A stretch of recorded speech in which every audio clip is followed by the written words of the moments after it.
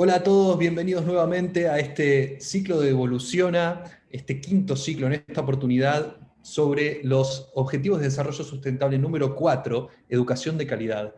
Y en esta tercera charla del día, tenemos el agrado y el placer de recibir con nosotros a Paulette Nolan, si lo pronuncié bien.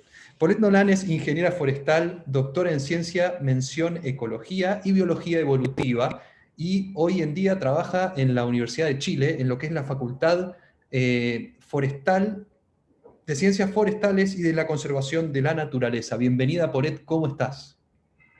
Hola, bien. Un gusto estar aquí con ustedes.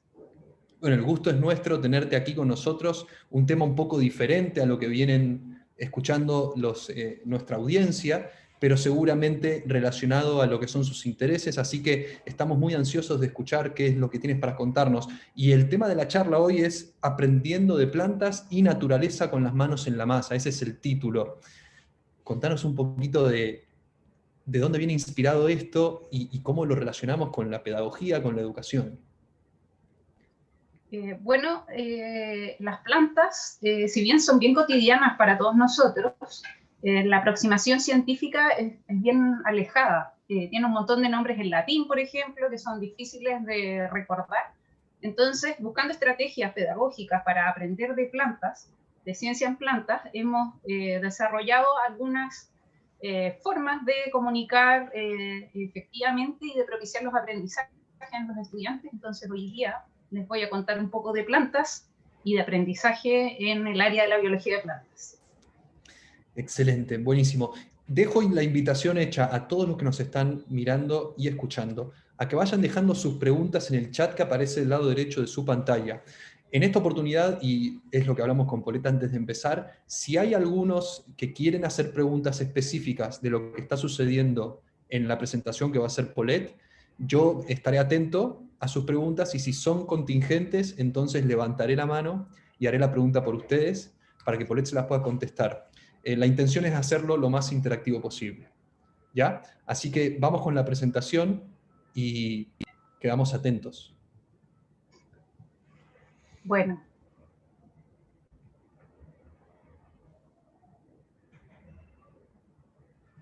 aquí vamos. Excelente. ¿La ven bien? Perfecto. Ya. Lo que les voy a contar yo hoy es un poco de pedagogía y cómo la aplicamos en biología de plantas, pero vamos a pasar por un experimento de plantas aplicado a cómo podemos profundizar en algunos conceptos. ¿Sí? Entonces, como introducción primero, vamos a ver que dentro de las funciones cognitivas y del procesamiento de la información, primero que todo tenemos las funciones de soporte. ¿Qué son las funciones de soporte? El afecto, la motivación y la actitud. Son los pilares sobre los cuales se cimenta el pensamiento. ¿Sí? Si yo no tengo interés por lo que estoy aprendiendo, si yo no tengo motivación de aprender, si no tengo la actitud de aprender, no lo voy a hacer. ¿Sí?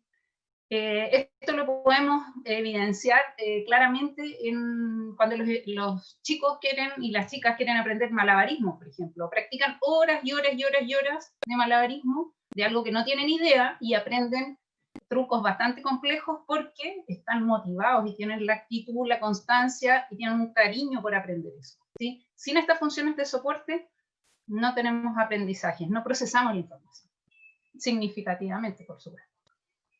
Luego de que tengo este piso, digamos como los cimientos del edificio, esta construcción de aprendizaje, tengo las funciones cognitivas.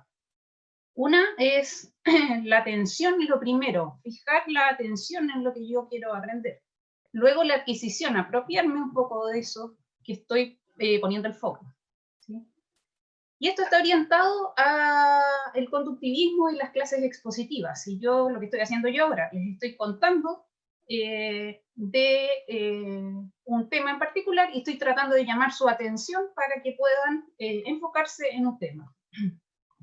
Sin embargo, hay otros procesos que vienen posteriores a la atención. Unos son la personalización y el control, que hago propio el conocimiento, La recuperación, que soy capaz de ponerlo nuevamente en un contexto, y por eso algunos profesores les dicen que estudien clase a clase, para que después que pusieron atención en clase vuelvan a recuperar esa información a través del estudio. Y aquí ya empezamos a construir este conocimiento. Luego de eso, tenemos la transferencia, la comunicación y la evaluación. Y en la transferencia yo soy capaz de tomar un concepto y aplicarlo en otro contexto, ¿sí? También soy capaz de comunicarlo. Por ejemplo, yo llego antes de la prueba a una sesión de evaluación y soy capaz de explicárselo a mis compañeros, ¿sí? Entonces yo puedo tomar un conocimiento, ocuparlo en otro contexto, comunicarlo a los demás y además evaluar qué tanto he aprendido. Y ahí sí tenemos construcción de pensamiento, porque se integra a lo que yo ya sé de una forma sistémica, no aislada, no de memoria, no solo para la prueba. Con esto que propiciamos el pensamiento integrado y sistémico. Por último, hay un tercer piso de funciones, que son las funciones metacognitivas, que son funciones de autorregulación, donde está la planificación, donde digo yo, ya tengo prueba la próxima semana, no sé mucho, entonces yo voy a estudiar día por medio tales tópicos porque necesito reforzar esto y esto. No, en realidad este tema sí sé, entonces me voy a enfocar en este otro tema que no sé, y ahí yo voy planificando y regulando mi propio aprendizaje, ¿sí? Estas funciones metacognitivas son esas que cuando están jugando Play, les está diciendo así como, ustedes mismos chicos aquí, parece que ya tengo que ir a estudiar porque la prueba es mañana, me estoy atrasando. Esa es la función metacognitiva que está actuando dentro de usted. Ahora, ¿cómo nosotros ocupamos esto en biología de plantas? Bueno, ¿qué es la biología de plantas? Que estos tópicos suenan así muy grandilocuentes: organización de la vida, la biología celular de las plantas, histología de plantas, el estudio de los tejidos, organología, el estudio de los hongos, perdón, de los órganos, y morfología, el estudio de la forma de las plantas visto a simple vista. Pero para los estudiantes esto más bien parece esto, ¿sí? ¿Qué es esto a primera vista? Círculos de colores, líneas, dibujos que casi parece arte. Este de aquí, por ejemplo, parece que fuera de puntillismo. Y esta estructura, por ejemplo, esa estructura de ahí, ese tallo especializado, se llama braquiblasto. Imposible memorizarlo si yo saco en cuenta que todo esto se llama parénquima, xilema, traqueida, engrosamientos espiralados, carpelos, braquiblasto, en consecuencia, mandarín avanzado, ¿sí? Entonces yo no estoy al memorizar, por ejemplo, que esta estructura de aquí es un engrosamiento espiralado, no estoy entendiendo lo que es, y menos dónde está eso en las plantas. Entonces nosotros hemos aplicado algunas estrategias pedagógicas para potenciar el aprendizaje de estos conceptos que son bastante abstractos en botánica y en biología de plantas en los primeros años de la carrera de ingeniería forestal, donde hemos usado, por ejemplo, para propiciar la atención, usar casos contingentes. Por ejemplo, el daño al arbolado urbano, ¿sí? Siempre hay caída de árboles y las personas creen que los árboles es normal que se caigan o que se les caigan ramas, y vemos cuál es el tejido afectado, por qué se cae, cuáles son las condicionantes ambientales que hacen que esos tejidos colapsen. Entonces llamamos la atención a través de usar casos contingentes, ¿sí? Esos van cambiando desde luego todos los años, porque si usamos el mismo caso contingente ya no es contingente. Para propiciar la adquisición, nosotros revisamos de distintas perspectivas el tópico, ¿sí? Una de las perspectivas podría ser la aplicación profesional, pero también podría ser lo que vamos a ver hoy día, que es usar casos cotidianos, ¿sí? Para propiciar personalización y control, usamos el uso de mapas conceptuales para que los estudiantes puedan hacer una bajada de lo que están pensando y articular los conceptos que tienen en su cabeza de una forma integrada, y eso permite que los puedan personalizar.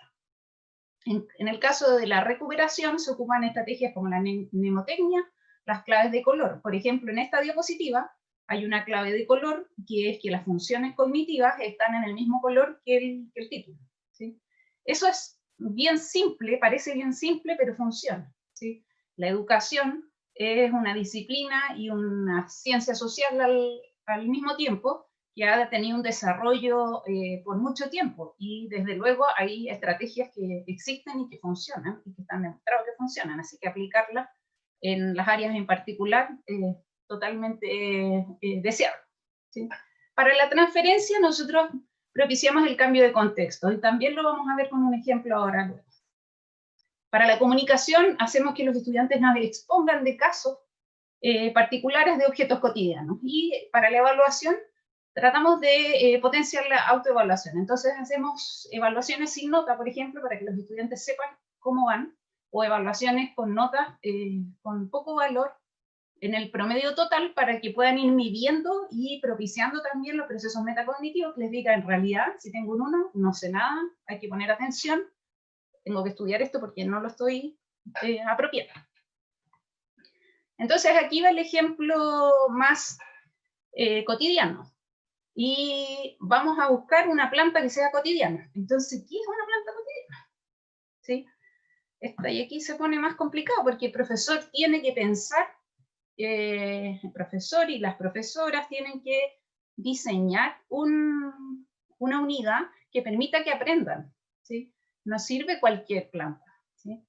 Entonces, ¿cuál planta podría servir? Y aquí un ejemplo que muchos de ustedes conocen, el ficus, que es una planta ornamental, que está dentro de las casas, pero a veces la gente no tiene planta dentro de las casas, entonces quizás no es un ejemplo que nos sirva para todos los estudiantes.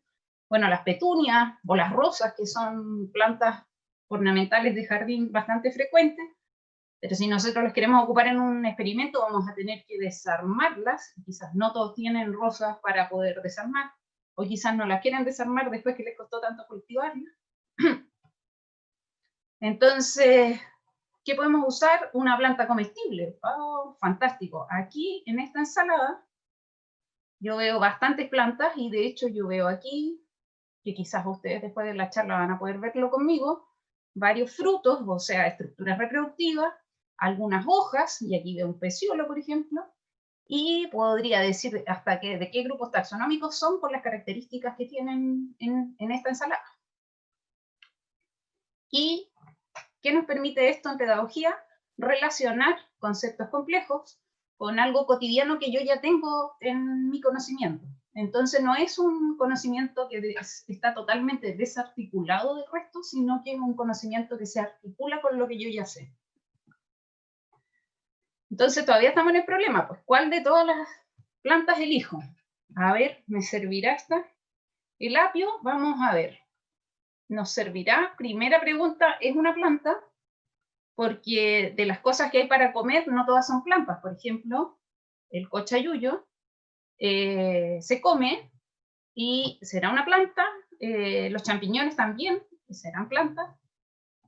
Al estudiarlos cada uno, podemos llegar a la conclusión de que el cochayuyo son algas, y las algas no son plantas, y no son plantas acuáticas. Si bien existen las plantas acuáticas, las algas no son plantas.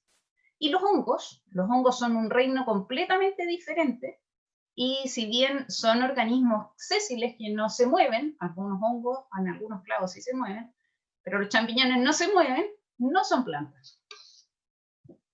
Entonces nos quedaríamos con el apio, que sí es planta.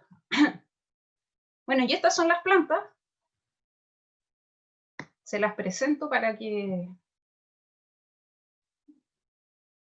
puedan conocer cuáles, ya que les desordené un poco las plantas que uno cree que tiene en la cabeza. Les presento cuáles sí son plantas. Están los musgos, las hepáticas y los anteroceros, que son estas plantas pequeñas sin tejido vascular. Los grupos que se han relacionado a los helechos y los licopodios, que antes eran todos juntos un grupo, pero ahora se sabe que son dos grupos distintos. Aquí están las gimnospermas, que son las plantas con semillas y sin flores.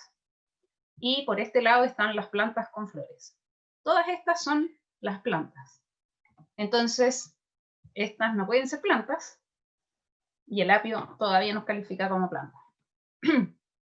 Bueno, pero de estas plantas ¿Cuáles son los órganos? ¿Sí?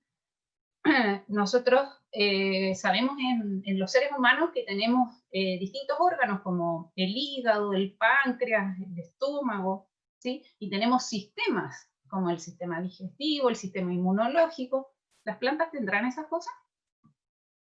Bueno, los órganos en las plantas son la raíz, el tallo y la hoja. Aquí vemos una ilustración muy bonita del apio, donde se ve la raíz, el tallo está aquí chiquitito, y estas hojas. Nótese que estas hojas tienen este componente verde, un tallito que se llama peciolo en las hojas y una yema en la base. ¿Sí? Entonces yo tomo esta ilustración teórica y aquí lo aprendo súper bien. Pero ¿qué pasa cuando yo tomo esto? ¿Dónde encuentro en un apio de verdad esas partes? Ahora lo vamos a ver. Estos son los órganos de las plantas, raíz, tallo y hoja. Bueno, ¿y las flores? Las flores son estructuras reproductivas, son estructuras complejas formadas a partir de órganos, no son órganos. ¿Y qué pasa si miramos el apio de más cerca? ¿Sí? Aquí nosotros cortamos un tallo de apio y podemos ver, por ejemplo, que tiene un tipo de tejido por la superficie que es diferente del centro. Y además tiene todos estos cordones que cuando nosotros los comemos les decimos hilachas. ¿Sí? Si yo no miro el microscopio el apio, tiene entonces este mismo tejido que veía yo aquí bien acuoso, se ve que tiene como hasta gotitas de agua, se ve bien grande, con células bien grandes y bien turgentes. Tenemos este tejido por la orilla y tenemos haces vasculares. ¿Qué son los haces vasculares? Los haces vasculares son el conjunto o el sistema de tejido que va a hacer el transporte en las plantas. ¿Sí? Y esta orilla es el sistema dermal, que es el tejido que va a hacer la protección de la planta, como la piel de la planta. ¿Sí? Y este tejido es el que hace el metabolismo y genera funciones de resistencia básica en las plantas. Entonces, yo tengo 3 sistemas de tejidos. Este que es la piel, este que es el metabólico y este que es el que hace transporte. Es decir, el sistema dermal, la piel, el sistema fundamental, que es el que hace el metabolismo, el relleno de este peciolo de apio, y el vascular, que va a hacer todo el transporte. ¿Sí? Ahora, dicho eso, en teoría, si yo tomo, voy a tomar una rama de apio, de verdad. Bueno, todo esto es una hoja de apio, no es una rama. Si estas son las hojas, y esta es la base de la hoja, aquí abajo donde está inserta esta hoja es el tallo, tiene raíces debajo. Entonces yo necesito que el agua de esta planta se mueva del suelo, de las raíces, hacia las hojas. Por tanto, necesita cañerías que suban por este tallo. ¿Sí? Entonces, si estas cañerías deberían ser así alargadas, y si yo pelo el apio, tengo esas hilachas, y esas hilachas es el tejido vascular que va desde las raíces hacia las hojas. ¿Sí? Qué diferente es entender en un apio verdadero que uno ha visto, que uno conoce, cómo se mueve normalmente el agua de las raíces hacia las hojas, que yo les diga que esto de aquí es el tejido vascular y yo me lo memorizo. Esto es el tejido vascular y por aquí circula el agua de las raíces a las hojas. Eso tiene menos significado que utilizar un apio, ¿sí? Y esto no es un material de la NASA, no es un material pedagógico de la NASA, esto lo venden en la feria o en el supermercado. Entonces podemos hacer conexiones entre este conocimiento científico y el refrigerador, las cosas cotidianas que consumimos. Cuando nosotros nos dicen el apio es bueno porque tiene fibra, ¿sí? Fibra dietética, que ayuda a la digestión, porque nosotros no la podemos digerir. ¿Qué nos imaginamos nosotros? ¿Que no estamos comiendo las puras hilachas? pero cuando nosotros cocinamos el apio le sacamos las hilachas, así que no es eso. ¿Qué será esa fibra? Bueno, eso es todo este borde de las células, que son las paredes celulares. Las plantas no tienen huesos. Las plantas se mantienen erguidas como las hojas del apio a través de la pared celular. Cada una de las células, independiente del tipo de células, tiene una pared celular, más o menos especializada, pero tiene una pared celular. Y este conjunto de paredes celulares funciona como un Lego. Entonces, cada célula articula con otra esta estructura. Y con eso se forman los árboles, ¿sí? Los árboles no tienen huesos, ¿sí? ¿Y cómo llegan tan grandes? Bueno, con la pared celular de varias células una sobre otra. Claro, los árboles tienen paredes celulares en el tejido del tronco que son mucho más robustas, que les permiten sostener todo el árbol, por supuesto. Entonces, la pared celular son equivalentes a los huesos del cuerpo, ¿sí? Y estas paredes celulares es lo que uno se come y se considera que es bueno para la salud porque es la fibra que, como nosotros no la podemos digerir, pasa por el intestino, propiciando muchos beneficios para nuestro sistema digestivo, ¿sí? Ahora está la pared celular, que está haciendo la estructura de la planta, pero cómo la planta se mantiene erguida, ¿sí? Porque aquí en mi apio ustedes ven que estas hojas, que están más antiguas, ya están secas, ¿sí? Entonces, para que las plantas se mantengan erguidas, tienen dos componentes. Una es la pared celular y la otra es un alto contenido de agua intracelular, ¿sí? ¿Dónde se almacena el agua en las plantas? En la vacuola. Entonces, tiene una vacuola, que es un organelo de las células, que cuando tiene mucha agua, empuja hacia afuera, ¿sí? ¿Y qué empuja? Todos los otros organelos, la membrana celular, está todo hacia afuera. Eso, cuando la vacuola y la célula está con mucha agua, se llama turgencia. Entonces, tiene esta pared celular que le da este contenido y si tiene agua está turgente. Entonces, la planta está erguida, ¿sí? Entonces, a mí me encargaron una planta que yo la voy a cuidar y se me olvidó regarla. Y entonces, ¿qué le pasa a la turgencia? Pierde agua y la planta se empieza a poner triste, ¿sí? Cuando la planta la vuelvo a regar, bueno, la planta recupera turgencia y vuelve a ponerse erguida, ¿sí? Si se me olvidó regarla 2 semanas, la membrana celular se rompe. Y entonces yo por más que la riegue, ya no se recupera la turgencia.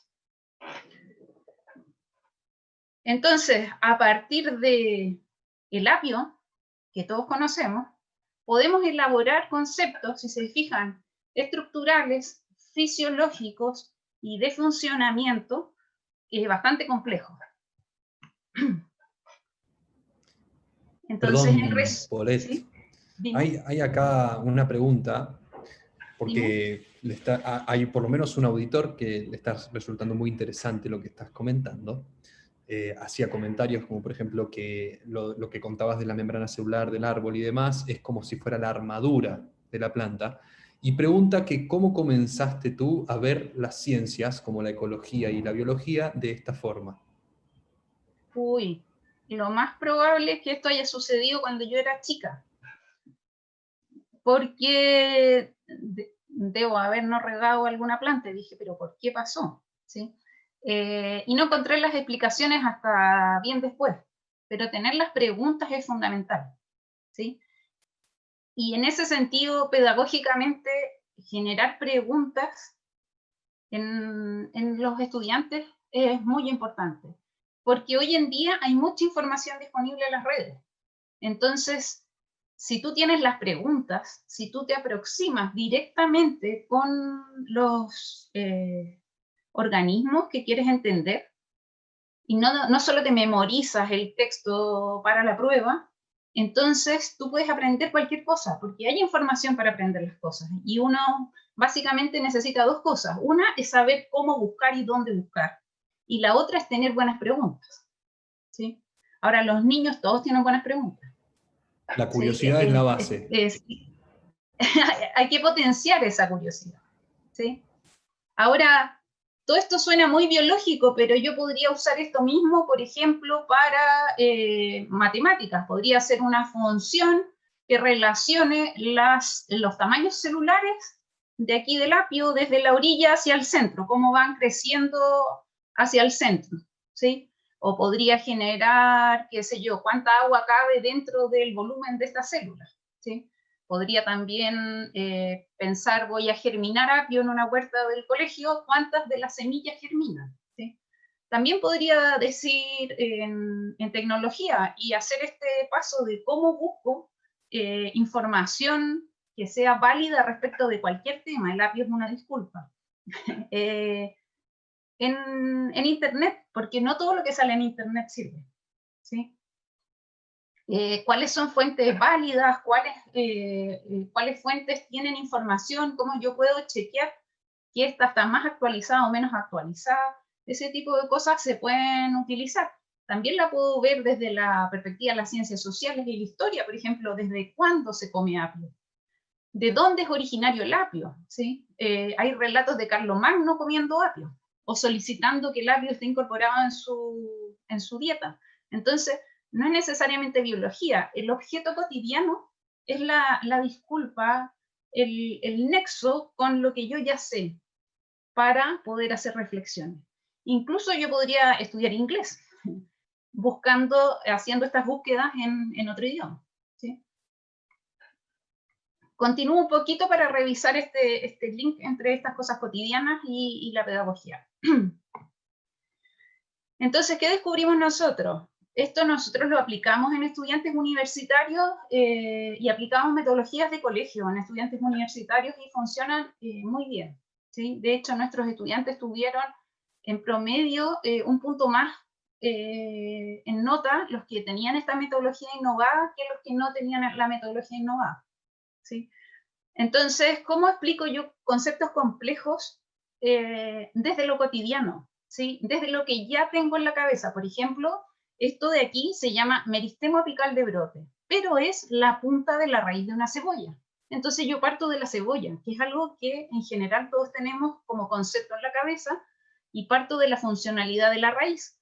Y uno, más o menos todos tenemos la idea de que las plantas absorben agua desde las raíces hacia las hojas, ¿sí? Y desde ahí le doy pertinencia a todos estos tejidos que van a conformar las puntas de las raíces, que es donde crecen y donde absorben agua, ¿sí? Entonces lo importante es dar significado al contenido para propiciar el aprendizaje. ¿Qué otras estrategias hemos ocupado? Bueno, buscar aplicaciones. Por ejemplo, esto de la funcionalidad, que el agua se absorbe desde las raíces, y, por ejemplo, se puede aplicar a los fertilizantes. ¿Cómo se absorben los fertilizantes? ¿Qué fertilizantes se mueven por qué tejido? Pero también si yo quisiera hacer este mismo contenido para educación parvularia, quizás puedo usar tinciones de estas que son para cocinar, que son para hacer galletas de colores, ¿sí? Esas mismas tinciones, y entonces yo pongo mis tallos de apio en agua con esas tinciones y voy a ver el tejido por donde sube la tinción. Y entonces yo voy a saber, no importa que no sepa bien cómo se llama, pero que la planta tiene un tejido que le permite movilizar el agua hacia arriba, ¿sí? Eso también se puede hacer con algunas flores blancas, como los claveles, que se pintan de los colores de las tinciones. Hay distintas formas de incluir este contenido para distintas edades. Ahí el profesor o la profesora tiene que planificar qué es lo que quiere que los estudiantes aprendan y cómo va a propiciar ese aprendizaje. Otra cosa que todo el mundo tiene la duda, ¿por qué los árboles que están huecos están vivos? ¿Sí? Esto pasa hasta en el arbolado urbano, que uno ve árboles que uno puede mirar hacia el otro lado, pero las hojas están vivas. ¿Cómo es que puede suceder eso? ¿Sí? Porque si a nosotros nos pasara eso, no estaríamos vivos. ¿Cómo se mueve el agua? En los elementos del xilema, y esto ya es más específico para estudiantes de más edad o con áreas más específicas, como por ejemplo biología. ¿Cómo se mueve el agua por el xilema? Si las células del xilema que mueven el agua están muertas, ¿sí? O sea, generar las preguntas, con lo que hablábamos antes. Bueno, ¿por qué cambiar? ¿Por qué hacer esta transformación de ir de esto que parece que es más lúdico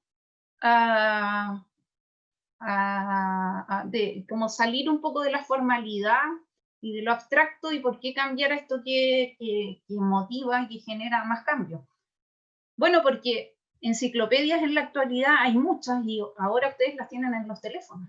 Entonces, si alguien te hace aprender una enciclopedia de memoria, bueno, quizás la aprendes para la prueba, pero no la aprendes para la vida, la vas a andar trayendo en el teléfono, ¿sí? Entonces, competir con eso no tiene mucho sentido. Ahora, la enciclopedia no te da las respuestas a las preguntas. Saber usar la enciclopedia quizás sí. Entonces, más que competir con la enciclopedia, quizás la clase debería ir orientada a utilizar las enciclopedias. Y bueno, claramente porque los profesores y las profesoras versus Google, bueno, eso es lo que nos hace distinto. Cómo nosotros podemos propiciar el aprendizaje significativo en cada una de las comunidades que estamos trabajando, ¿sí? Si yo voy a trabajar con niños y niñas pequeños, hablo de un cierto contenido quizás mucho más integrado, porque ellos tienen una visión mucho más integrada y más concreta de la naturaleza, pero de todas maneras pueden aprenderlo. Esto mismo del apio, yo lo he explicado para cuarto básico y he entendido los tejidos de transporte sin ningún problema en una clase específica de eso, pero con apio, ¿sí? Entonces, sí, los profesores pueden ser distintos de Google, sí, pero es un desafío. O sea, si yo hago una clase donde yo reviso un montón de contenidos que al googlear los puedo encontrar, mis alumnos no van a ir a las clases, al menos en cuerpo y alma, ¿sí? Puede que estén ahí, pero no estén en algo, ¿sí? Entonces, para sintetizar un poco, el cambio de mentalidad como docentes implica necesariamente moverse desde los contenidos, que en el caso nuestro son las plantas, hacia las personas que aprenden, ¿sí? Estos son mis estudiantes de primero, pero ellos ya son profesionales hace mucho tiempo, son de los primeros en los que hemos aplicado estos métodos, y realmente propician el aprendizaje, funciona, ¿sí? Divertirse aprendiendo permite que la gente aprenda mejor.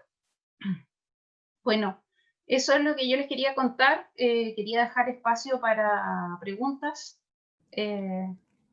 ¿Tú me dices, David? Sí, bueno, acá tenemos un comentario también. Dice, divulgación más que repetir.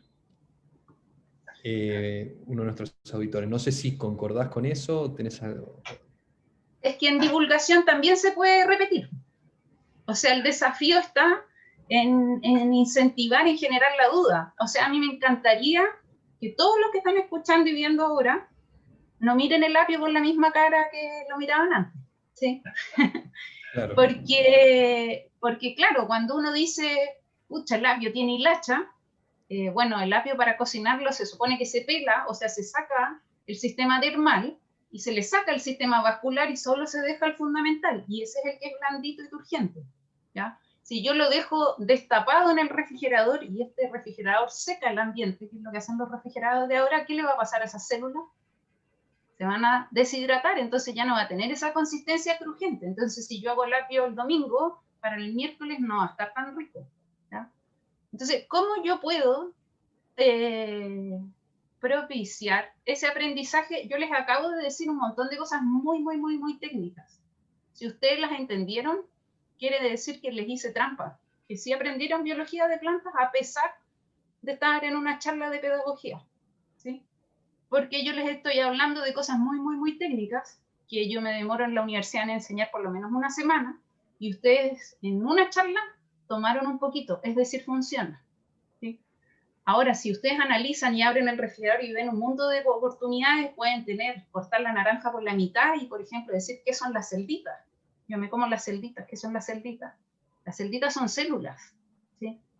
Entonces son células visibles a simple vista. Si en mi colegio yo no tengo microscopio, igual hay células que puedo ver sin microscopio, ¿sí?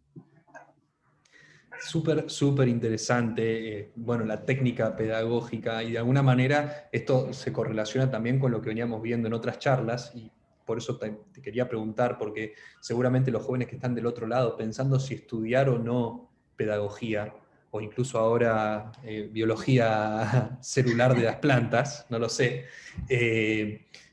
hay un tema con el cambio del rol del profesor, y tú hablaste de lo que es Google contra el profesor. Anteriormente la autoridad del profesor tenía que ver con su conocimiento del contenido, y hoy quizás es la técnica lo central, el approach que tiene ese profesor, ese maestro para con el alumno, que le permite generar esa curiosidad mucho más que el conocer el contenido del que va a estar hablando, ¿no? Entonces es más un formador que un instructor, Sí. ¿no? A menos que el instructor sea como de acondicionamiento físico y que estemos haciendo abdominales mentales, ¿sí? Claro. Porque cada vez que yo cambio de contexto algún contenido, estoy propiciando las funciones cognitivas, ¿sí? Entonces, si yo tomara, y voy a hacer majadera con el apio, porque mi amigo Apio me ha acompañado todo este momento, si yo tomara el apio, quizás en un colegio podría ser una unidad transversal que pasara desde nutrición y podría verse incluso en educación física cuál es el modo de vida saludable y la relación con este alimento, podría verse en biología desde la perspectiva de la planta, podría verse en lenguaje desde la perspectiva de escribir un ensayo sobre las propiedades del apio o la importancia del apio para las comunidades, podría verse desde la historia, desde cuándo se utiliza este organismo, quién le puso el nombre al apio, ¿por qué se llama apio? Se llama apio en todos lados. Y así, tomar un abanico de posibilidades. ¿Y qué estoy haciendo yo con eso? Estoy articulando el pensamiento yo me imagino el pensamiento en la cabeza como cuadrados separados, ¿sí? Cuando nosotros propiciamos el aprendizaje significativo, lo que hacemos es conectarlos, entonces quedan interrelacionados.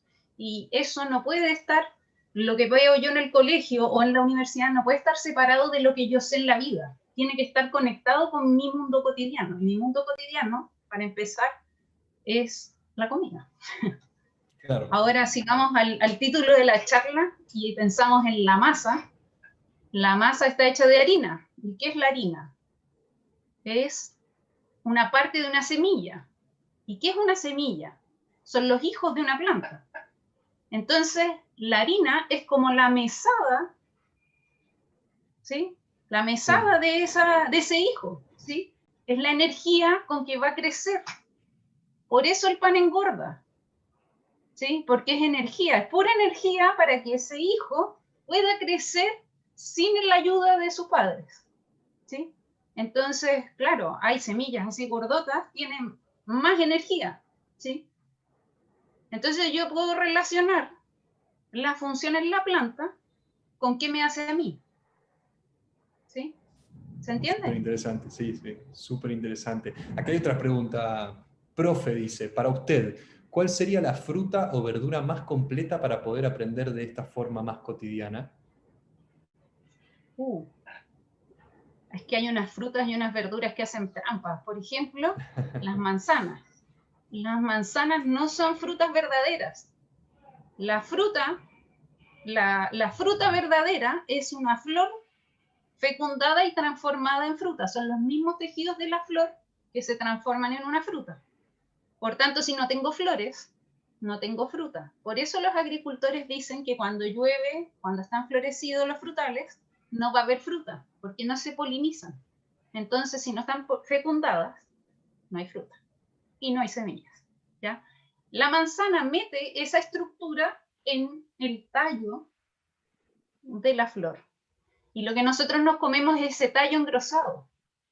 Entonces ahí sería súper interesante ver la pura manzana, porque tenemos el tallo mezclado con la fruta verdadera, ¿sí? La manzana es una fruta falsa, ¿sí?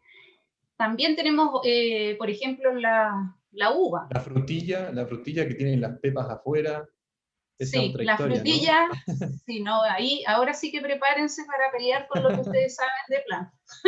La frutilla es, lo que uno se come en la frutilla es el tallo. Y las semillas que ustedes creen que son semillas son los frutos. Cada uno de esos es un fruto, ¿sí? Las pepas entonces no son semillas, son frutos. Adentro de ese fruto está la semilla. Entonces nosotros nos comemos un tallo carnoso donde están adheridas esos frutos. ¿Sí? Explotó. Explotó, sí. Ese es mi pasatiempo favorito cuando aprendemos y fruta. Por ejemplo, las nueces. ¿Qué me dicen ustedes las nueces? ¿Son frutos secos? No, como frutos son frutos carnosos. ¿Por qué? Porque la nuez que uno se come es la semilla. ¿Sí? La cáscara dura que uno pela la nuez, ¿sí? Es como equivalente al cuesco del durazno. ¿Sí? Y la parte carnosa es una parte verde que en general uno no la ve cuando la compra como producto, pero las nueces están envueltas en esa cáscara verde. Entonces, como fruto, es un fruto carnoso, no un fruto seco. Pero no comestible, no es comestible esa parte. No es comestible, pero dicen que hay gente que hace licores con esa cáscara, como el nogao. ¿Sí? Estamos aprendiendo No, mucho. tiene utilidad y también sirve para teñir. Tiene un tinte oscuro que antiguamente se usaba para teñir. Sí.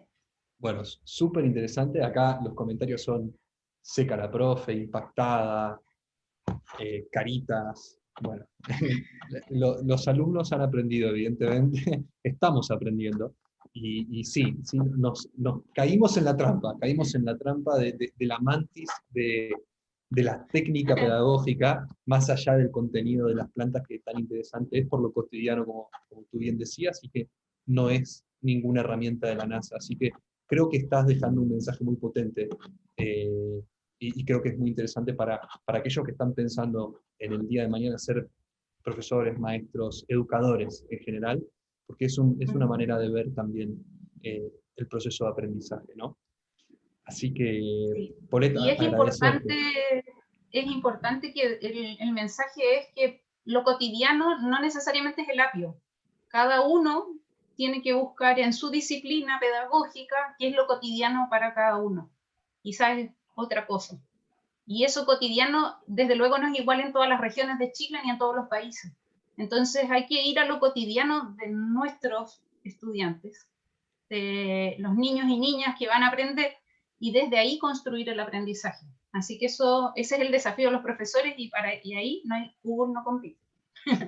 Hay que conocer a los educandos, hay que conocer Exacto. a las personas. El lado humano es fundamental en la pedagogía, entonces. Ya, Paulette, agradecerte nuevamente, realmente ha sido muy interesante. El tiempo se nos quedó corto, pero bueno, ha sido muy, muy instructivo e interesante para todos.